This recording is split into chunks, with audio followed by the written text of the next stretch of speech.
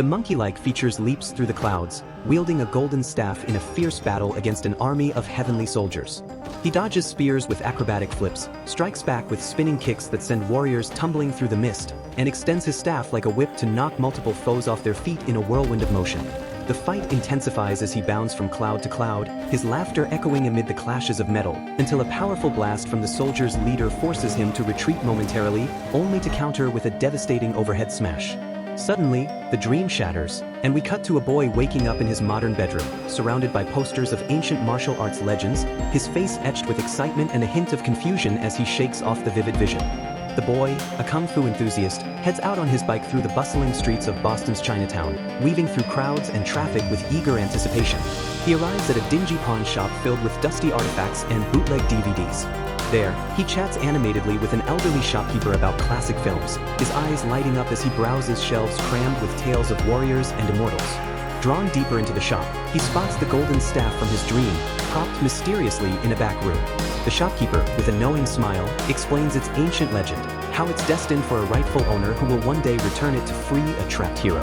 The boy touches it reverently, feeling a strange energy pulse through his fingers, before leaving with a stack of DVDs, his mind buzzing with the artifact's mystery. As night falls, the boy pedals home but is ambushed by a gang of tough bullies led by a sneering thug. They surround him, shoving him off his bike and mocking his loser cruiser, their faces twisted in malice under the streetlights.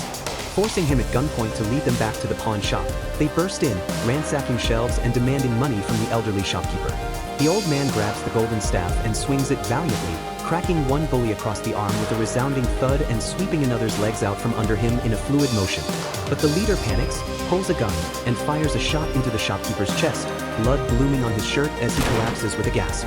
Horrified, the boy snatches the staff, dashes out into the night, pursued by the gang up fire escapes and across rooftops.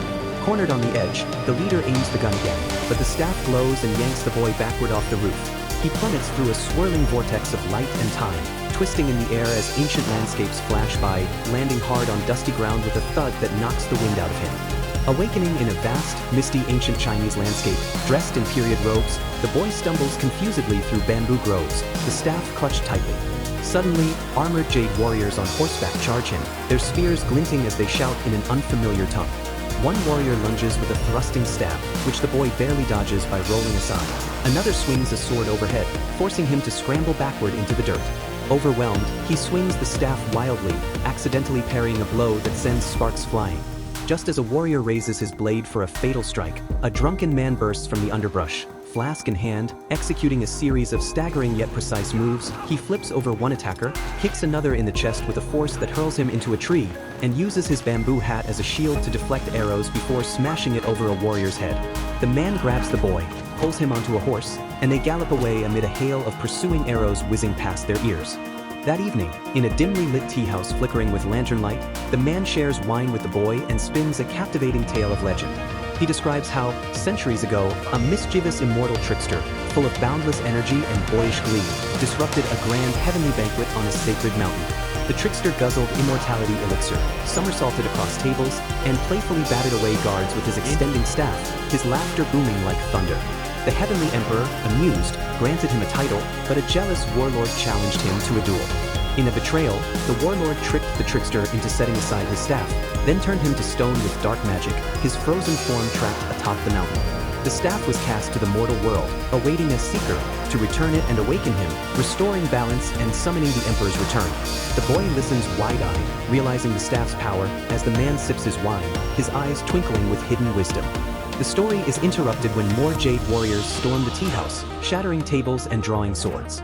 The man leaps up, using his wine flask as a weapon to splash liquid in one warrior's eyes, then delivers a spinning kick that topples two more into a heap. The boy fends off an attacker with clumsy staff swings, blocking a downward chop but getting knocked back into a wall. Chaos ensues as warriors flip over railings, crashing through wooden screens. Suddenly, a graceful woman with flowing hair hurls jade hairpins like darts from the shadows. Piercing two warriors' armor with pinpoint accuracy, they crumple silently. She joins the fray, her movements like a dance. She twirls to evade a sword slash, counters with a palm strike to a chest that sends the foe flying, and sweeps her leg to trip another.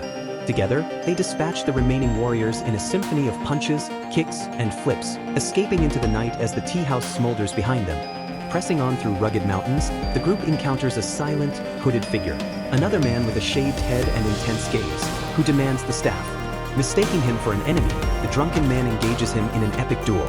They circle each other warily, then explode into action. The silent man flips high, landing a flying kick that the drunken man blocks with crossed arms, countering with a drunken-style wobble that turns into a low sweep. Staffs clash in rapid succession, crack, crack, crack, as they leap onto temple pillars, balancing precariously while exchanging blows. A palm thrust met with a dodge, a spinning staff strike parried with a twist. The fight escalates to acrobatic heights, with flips over each other's heads, kicks that graze cheeks, and punches that send shockwaves through the air until they realize they're allies, both seeking to free the immortal trickster. The silent man joins them, his quiet strength a perfect complement. Boy sneaks off alone with the staff, trekking through guarded paths to the Warlord's fortress. He infiltrates the palace, navigating shadowy halls lined with armored sentries, and confronts the Warlord in his throne room, offering the staff for the elixir. The Warlord smirks, revealing the deal was for the witch, forcing the boy into a deadly duel with her. Their fight unfolds on a rain-slicked courtyard. She whips her hair like tendrils, lashing out to entangle his arms. He breaks free with a staff spin, countering with thrusts she dodges with backflips. She kicks high, grazing his jaw. He sweeps low, tripping her momentarily. Lightning flashes as they clash, her claws raking air inches from his face, until he lands a solid staff blow to her midsection, sending her sprawling. But she rises, more furious. The climax ascends to the mountain peak where the immortal trickster stands petrified. The boy hurls the staff into the statue's grasp, shattering the stone curse in a burst of golden light. The revived trickster, another boy-like figure with wild energy and a cheeky grin, springs to life, extending his staff to bat away incoming warriors like flies. He teams with the silent man, revealed as his duplicate, in a synchronized assault. They flip in unison, staff strikes mirroring each other to decimate the Warlord's forces.